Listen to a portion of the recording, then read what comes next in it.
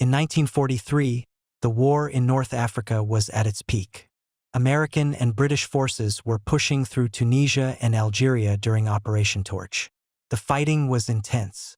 Towns changed hands in days. German and Italian units were retreating under heavy fire.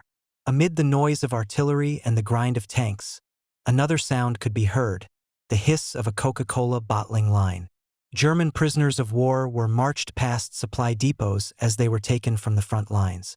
They expected to see ammunition crates, food rations, and fuel dumps. Instead, they saw something that made them stop and stare. A small factory sat in the middle of a combat zone. It was not making shells or rifles. It was making Coca-Cola. Bottles clinked together as they moved along a conveyor belt. Trucks loaded with cases of soda waited nearby, ready to head toward the front. The sight left many prisoners speechless. For them, this was proof that the American war machine was unlike anything they had imagined. While Germany struggled to feed its soldiers and repair its tanks, the Americans had built a factory to make soft drinks in the middle of a war. The Coca-Cola Company had set this in motion before the United States entered the war. In 1941, company president Robert Woodruff gave a simple order. Every man in uniform should be able to get a Coke for 5 cents, no matter where he was or what it cost to make it happen. The company worked with the U.S. Army to design portable bottling plants that could be set up quickly. These plants were compact but efficient. Each one could produce up to 10,000 bottles a day. They could be shipped in pieces, assembled near a water source, and running within days. By late 1943, several of these units were operating across North Africa. For the Army, Coca-Cola was more than a drink. It was a tool to keep morale high. A soldier who had been on the line for weeks could take comfort in a familiar taste from home. The military gave Coke priority shipping space, even when that meant delaying less urgent supplies. Syrup and sugar moved alongside bullets and bandages. Special trucks delivered the finished product to outposts and camps. Some deliveries were made under fire, just like food or ammunition. Engineers built bottling sites as soon as a town was secure, sometimes while distant gunfire still echoed. The Germans could hardly believe what they were seeing. Many prisoners had grown up in a Europe where goods were scarce even in peacetime. In wartime Germany, there were strict rations and constant shortages. Even basic food like bread and meat was carefully measured. To see American soldiers drinking Coca-Cola near a battlefield was almost surreal. Some German officers thought it was a trick, a staged show meant to crush their spirits.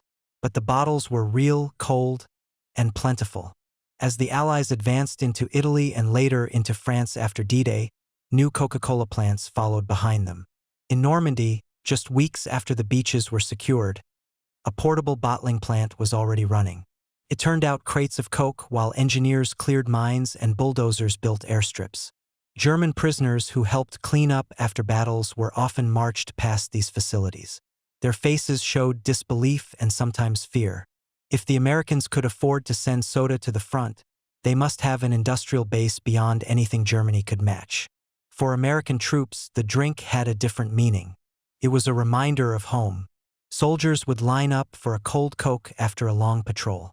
In the desert heat of North Africa or the muddy fields of France, that small comfort mattered. Units built small gathering spots around deliveries, where men could rest and talk. These moments helped maintain morale in a war that seemed endless. Some troops even risked their safety to recover lost shipments of Coke when supply trucks were hit or overturned. The logistics behind these operations were complex. Water sources had to be tested and purified. Refrigeration was needed to keep bottles cool in the field. Engineers worked closely with Army quartermasters to keep production steady. The syrup was made in the United States and shipped in drums. Sugar and other ingredients were gathered locally when possible. Every step required coordination with military transport and local commanders. At times, Coca-Cola supplies moved through the same channels as fuel and ammunition. By late 1944, bottling plants were spread across Western Europe. France, Belgium, and even parts of Germany had facilities running as Allied forces advanced. Some were built in old factories or warehouses. Others were temporary setups under tents or open roofs. Each location worked toward the same goal, keeping American soldiers supplied with a small taste of home. The presence of Coca-Cola at the front lines had a psychological effect on both sides. For the Allies, it reinforced a sense of connection to home and the belief that they were fighting not just to win, but to preserve a way of life. For the Axis, it was a reminder of their enemy's vast resources. German POWs sometimes received bottles during captivity. Many tasted Coca-Cola for the first time in these camps. The experience was strange for them. It was more than a drink. It was proof of the industrial and cultural reach of the United States. As the war continued, the bottling plants became a fixture of Allied operations. When towns were captured, planners considered where to set up a new plant alongside where to station troops or store supplies. The speed and scale of these operations impressed even seasoned commanders. In many cases, bottling plants were producing Coca-Cola within weeks of a town being liberated. The war in Europe was fought with tanks, planes, and artillery. But in the middle of this destruction, there was also the quiet clink of glass bottles, a sound that carried its own message. German prisoners marched past those lines of bottles and understood what it meant. The Americans had brought not just soldiers and weapons to the fight, but also the everyday comforts of civilian life. That contrast spoke volumes about the balance of power in the war and the resources behind it. In 1941, before the United States officially entered the war, Robert Woodruff, the president of Coca-Cola, made a promise. He ordered that every American in uniform should be able to buy a Coke for 5 cents, no matter where they were and no matter what it cost the company to make it happen. This was not a marketing slogan. It was a directive that reshaped how Coca-Cola operated during World War II. The company began to plan for war just as seriously as the military did. To meet this goal, Coca-Cola worked with the U.S. Army to design bottling plants that could travel with the troops. These plants were built to be portable. Engineers broke the machinery into sections that could be packed into crates, shipped overseas, and assembled quickly. Once set up, each plant could produce up to 10,000 bottles of Coca-Cola per day. The design was rugged. It had to withstand heat, sand, mud, and constant movement as the front lines shifted. The first of these mobile bottling plants arrived in North Africa in 1943 during Operation Torch. American forces were pushing against German and Italian troops across the deserts of Tunisia and Algeria. Supplies were tight and the conditions were harsh. The army built depots for ammunition, fuel, and food. Alongside these vital operations, Coca-Cola set up its first war plant. It was a small building with a simple mission: keep the troops supplied with Coca-Cola. The plant's arrival was carefully planned. It had to be located near a steady water source.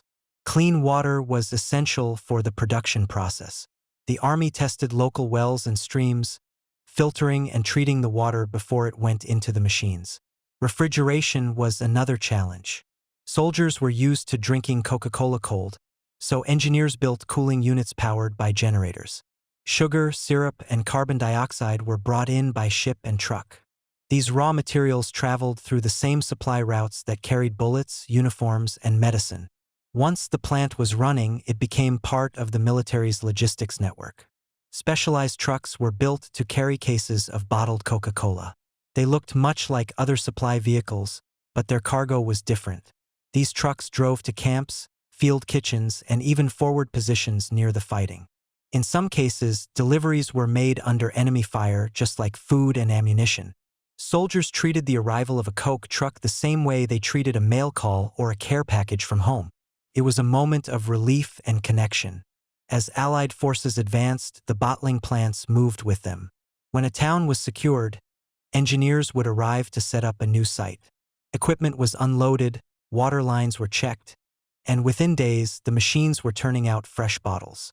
The process was so streamlined that Coca-Cola could follow the war at nearly the same pace as the army.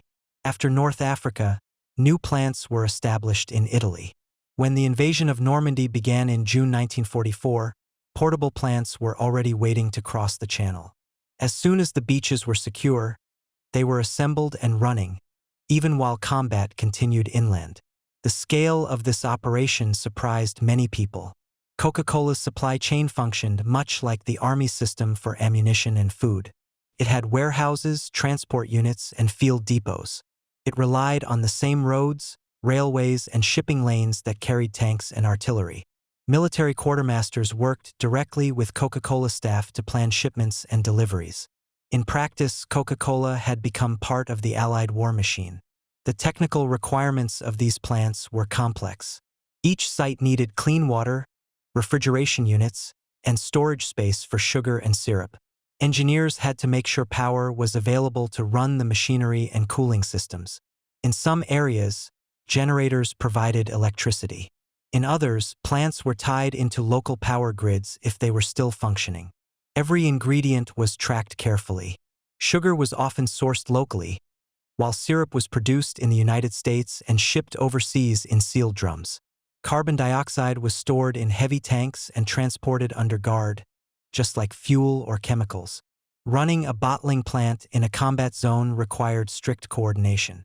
Military engineers helped secure the sites, laying out defenses and clearing debris. Quartermasters scheduled supply runs, balancing the needs of combat units with the needs of the Coca-Cola operation. Trucks carrying bottles often traveled in convoys alongside vehicles carrying rations and ammunition. When roads were damaged or blocked, deliveries were delayed just like other critical supplies. The comparison between Coca-Cola and military logistics was clear to anyone who saw it in action. In many ways, the bottling plants were treated like small factories producing essential goods. The difference was in the product. Instead of rifles or shells, these factories turned out a drink that reminded soldiers of home. This familiarity was important. In letters, many soldiers wrote about the comfort of drinking a Coke after weeks in the field. Commanders noticed how morale improved when Coke was available. They supported the effort, even when it meant allocating trucks and manpower to what might seem like a luxury. By late 1944, there were dozens of Coca-Cola plants operating across Europe. Some were housed in existing factories or warehouses. Others were simple structures built by Army engineers. In every case, the goal was the same: produce as many bottles as possible and get them to the troops. At peak production, these facilities were making millions of bottles a week. This massive effort required constant problem-solving. Water sources could be contaminated by fighting or sabotage. Machinery broke down under heavy use. Supply routes were disrupted by weather or enemy action. In each case, teams of Army and Coca-Cola personnel worked together to keep production running. Their success showed how a private company could integrate into the logistics of a global war. The sight of a Coca-Cola bottling plant in the middle of a war zone was striking. To American soldiers, it meant a taste of home was always within reach. To their German opponents, it was a symbol of the vast resources behind the Allied advance. For both sides, it showed that this war was fought not only with guns and tanks, but also with the machines that brought a simple bottle of soda to the front lines. In 1943, the Allies had fought their way into North Africa. The battlefields were filled with noise and heat, a place where soldiers thought only of survival and victory. Amid the chaos, a new sound emerged, unexpected and almost out of place. It was the clink of glass bottles moving down a line, the hiss of carbonation, and the steady hum of machines. A Coca-Cola bottling plant had been set up close to the front, and its presence did more than produce a soft drink. It gave soldiers a taste of home. For the men fighting in the desert, a bottle of Coke was more than sugar and water. It reminded them of places far away, of family and friends, of afternoons before the war. After days of combat, men lined up to get a cold bottle. Some sat quietly and drank in silence. Others laughed and talked, letting the moment wash away the dirt and exhaustion of battle. Officers saw how something as simple as a drink could lift spirits. Soldiers began to see Coke as part of their gear, as familiar as their rifles or helmets. The Army understood this effect. Commanders approved shipments of Coca-Cola with the same planning they gave to food and fuel. In some cases, shipments of Coke were given priority over non-essential military cargo. When space was tight on ships or trucks, other items were delayed so Coca-Cola could reach the front lines. The reasoning was clear.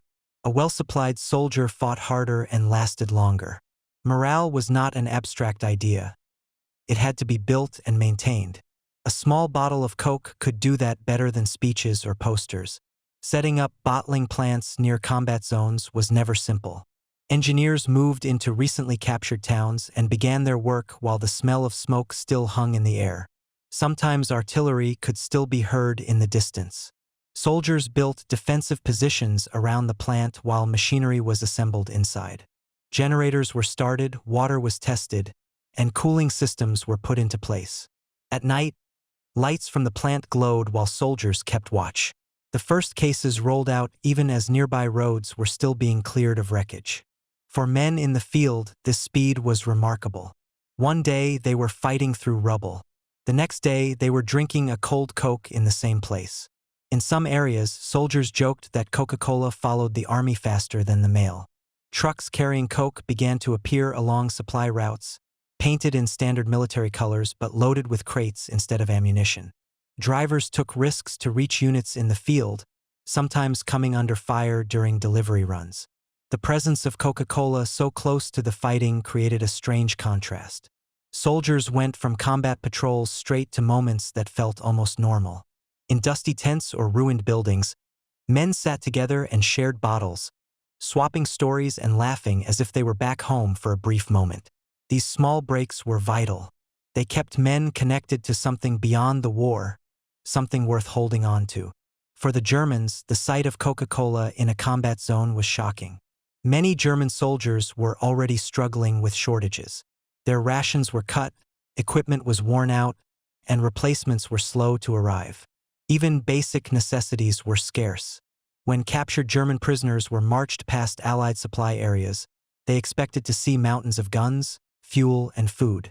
Instead, they saw stacks of Coca-Cola bottles and fully operating bottling plants. The scene was so strange that many thought it was a trick, some kind of staged display meant to break their morale. When they realized it was real, the impact was deep.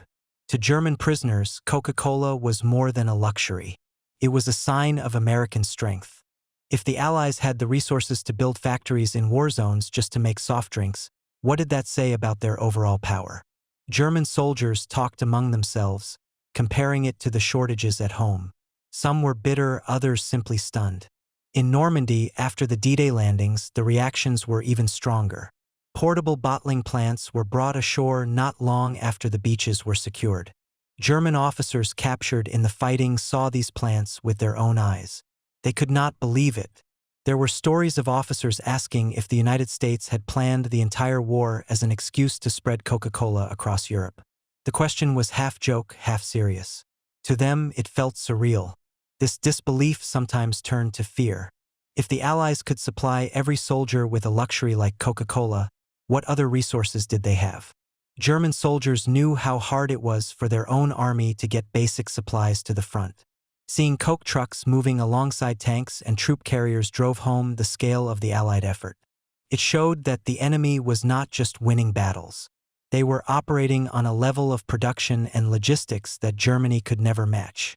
For the Allies, this psychological effect was useful. Soldiers might not have thought of Coca-Cola as a weapon, but it worked like one in its own way. Every bottle delivered to the front told American soldiers they were supported and cared for. Every bottle seen by the enemy reminded them of how outmatched they were. Even as battles raged, the work at the bottling plants continued. Machinery clanked, bottles rolled, and trucks came and went. The plants were guarded like other important military sites. They became part of the rhythm of the war, a steady background to the noise of combat. Soldiers learned to listen for the hum of the machines, knowing that as long as they were running, a small piece of home was never far away. To German prisoners, that sound was strange and unsettling. It was the sound of an industrial giant at work, a reminder that the war was being fought not just with guns and tanks, but with factories, assembly lines, and endless supplies. The presence of Coca-Cola on the battlefield was more than a comfort for the Allies. It was a symbol of the imbalance between the two sides, a visible sign of which army would endure and which would not. The first time a soldier received a bottle of Coca-Cola at the front, it was a quiet moment that meant far more than the drink itself. In the dust and heat of North Africa, after weeks of hard rations and constant fighting, the sight of a cold Coke seemed almost unreal. Men who had gone days without comfort of any kind would pause when they held that familiar glass bottle. It reminded them of home, tasted like the life they had left behind.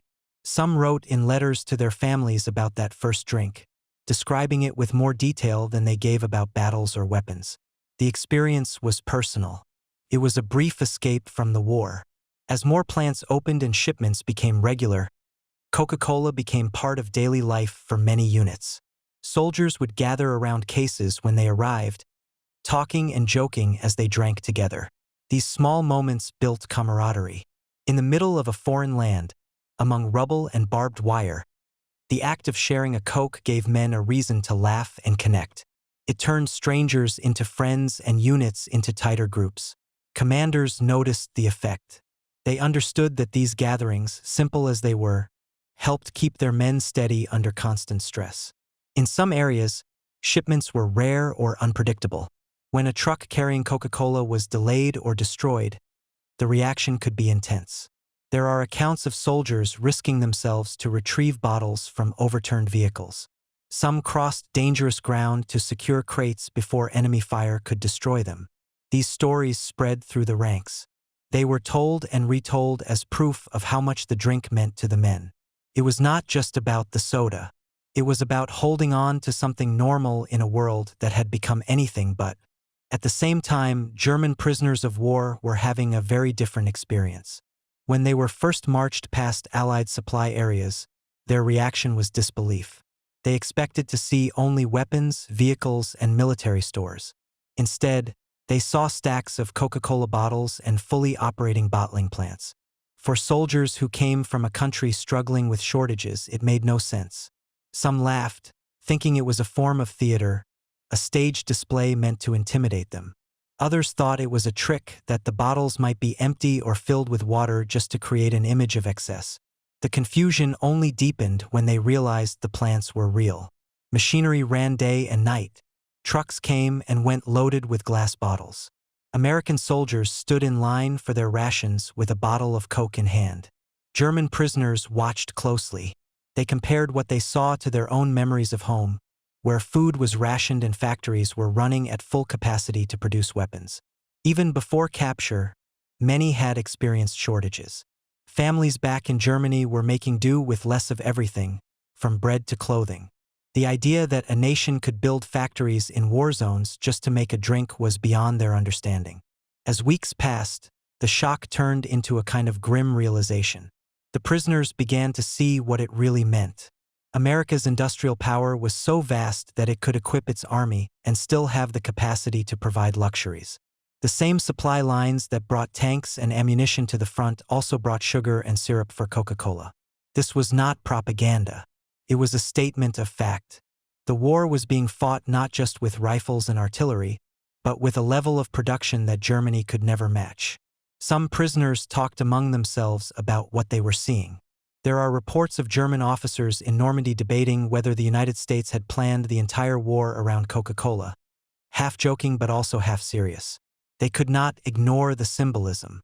To them, each bottle represented a machine somewhere back in America, a factory running smoothly while their own country struggled to keep up. In prison camps, the cultural collision became even more direct. Guards sometimes gave Coca-Cola to prisoners during meals or special occasions. Many Germans tasted it for the first time behind barbed wire. Their reactions were varied. Some were silent, drinking slowly and studying the unfamiliar taste. Others asked questions about how it was made, trying to understand the process. For a few, it was a bitter experience, a reminder of defeat. They were tasting the product of the very system that had beaten them. For the Americans, sharing Coca-Cola with prisoners was not an act of charity. It was practical. It kept the camps orderly and showed a measure of control. It also created moments of uneasy connection. In those brief exchanges, the war seemed to pause. Men who had been trying to kill each other days earlier now sat in the same room, holding the same drink. Language barriers and anger remained, but the shared experience was undeniable. Stories spread about these moments. Some prisoners wrote about their first Coke when they were eventually repatriated. For many, it became a symbol of the war itself, a single taste that summed up the scale of American resources and the difference between the two nations. American soldiers continued to treat Coca-Cola as a link to home. As the war moved into France and Germany, the demand only grew. Even in bombed-out cities, soldiers sought out places to drink together. The bottle itself became a kind of token, a reminder of why they were fighting and what waited for them when they returned. In units where losses were heavy, men sometimes kept empty bottles as keepsakes, marked with dates or names. For both sides, the presence of Coca-Cola in the war was more than an odd detail. It carried meaning that went beyond the drink itself. To the Americans, it was proof that home was never too far away. To the Germans, it was proof that their enemy's strength went beyond the battlefield.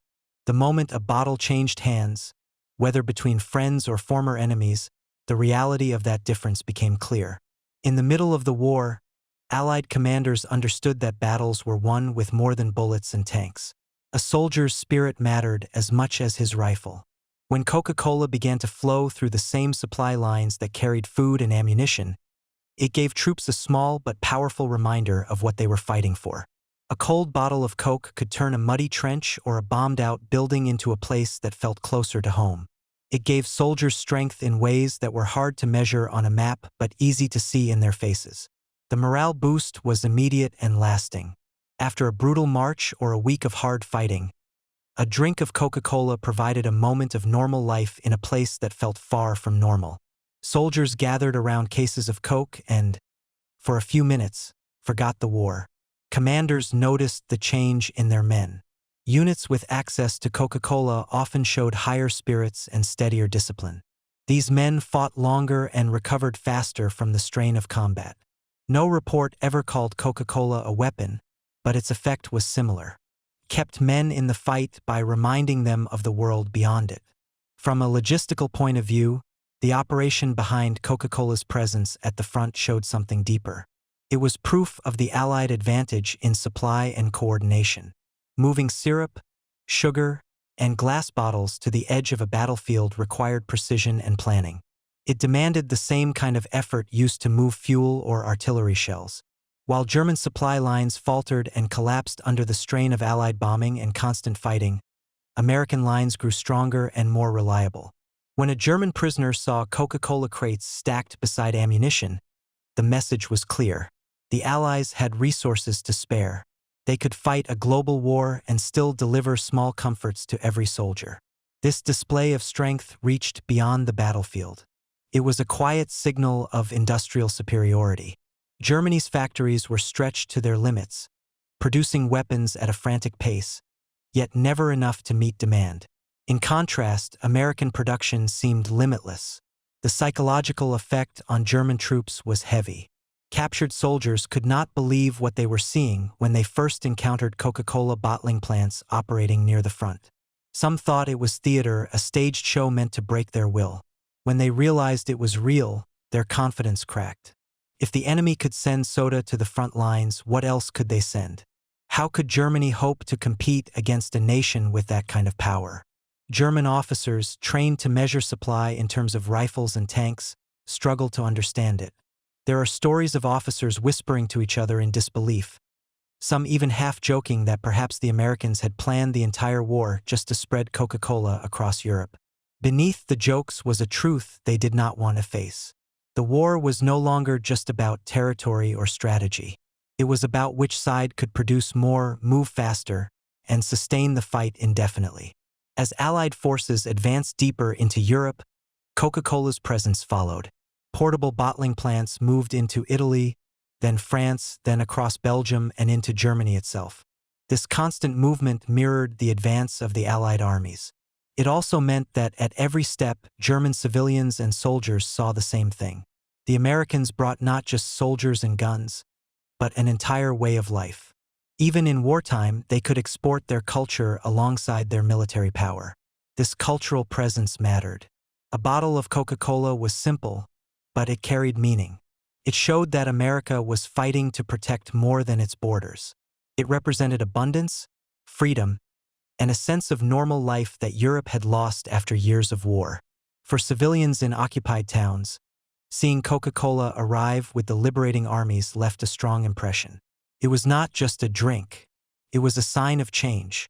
By the time the war reached its final months, Coca-Cola had become a fixture of Allied operations. The plants were producing millions of bottles, reaching troops in every theater. At the same time, they were laying the groundwork for something larger.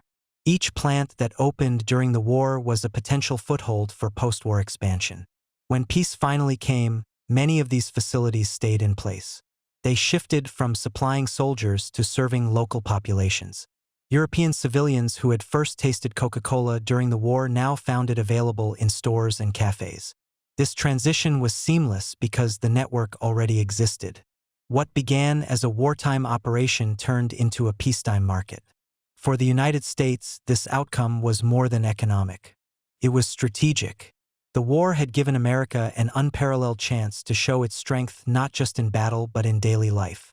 By the time German troops surrendered, Coca-Cola had become a symbol of that strength.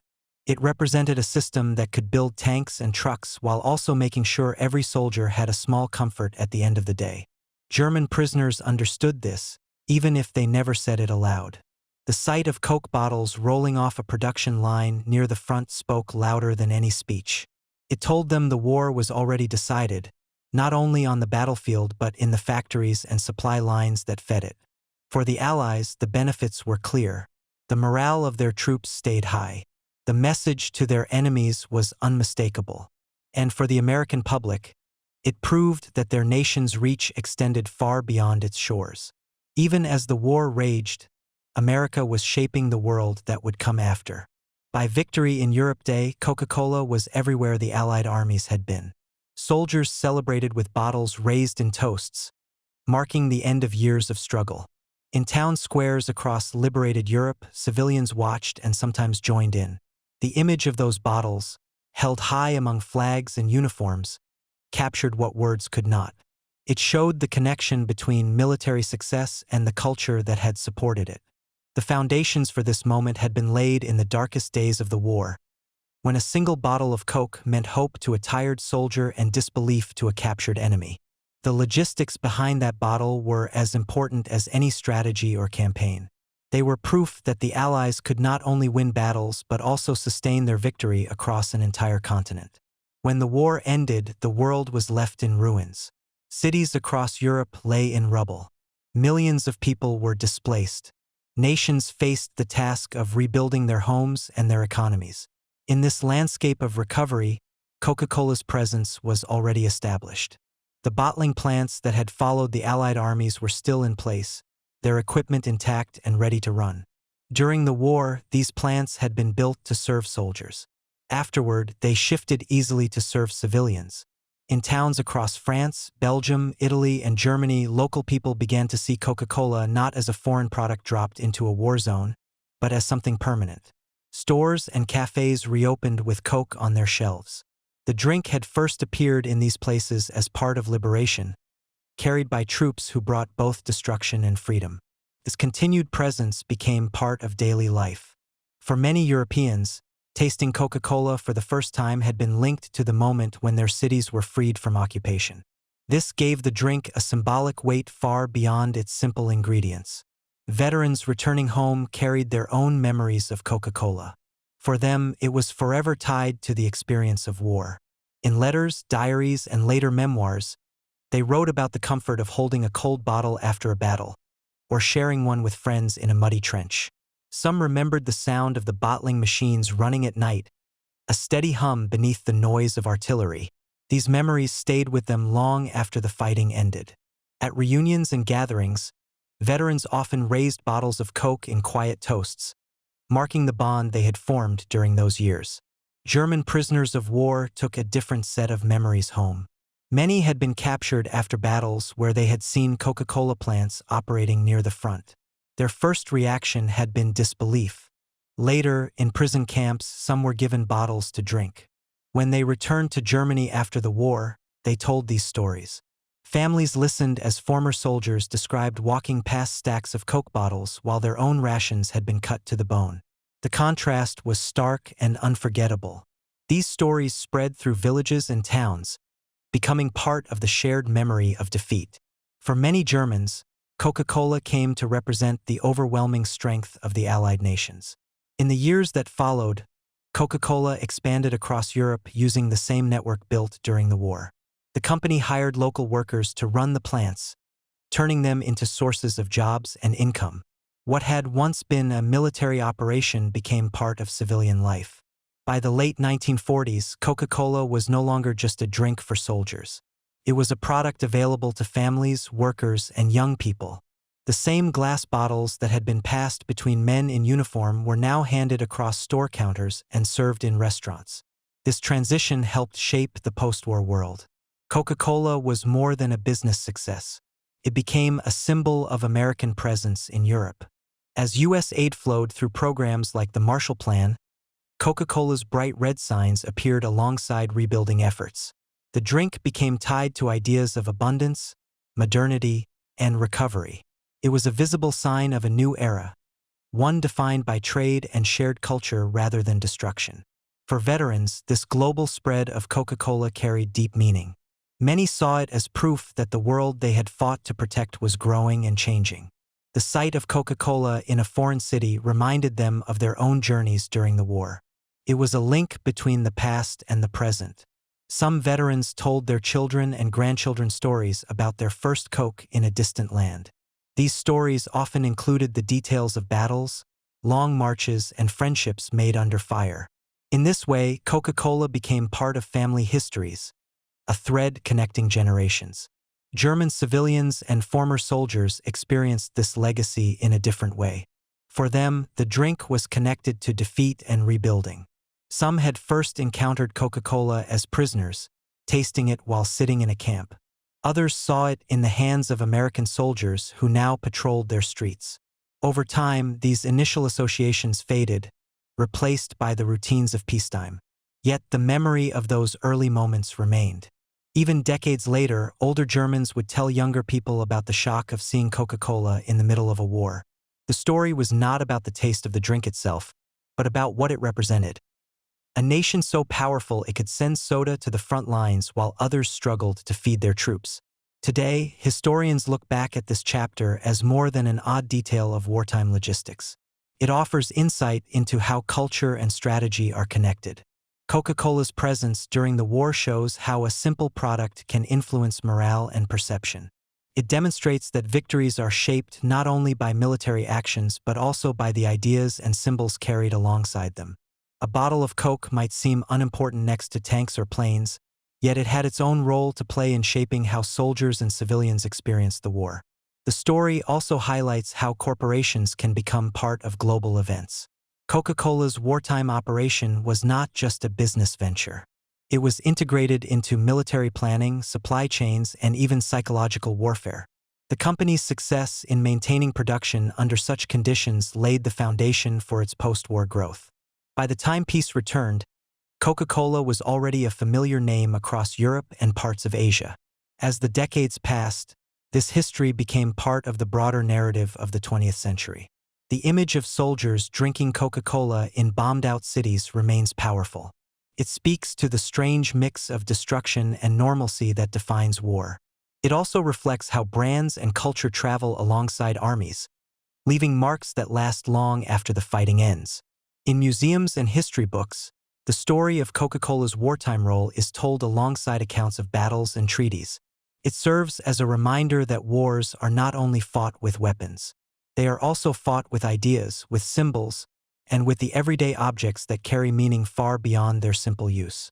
Coca-Cola's journey from battlefield bottling plants to global icon began in those critical years, when soldiers and civilians alike first learned what it meant to see a soft drink in the middle of a world at war.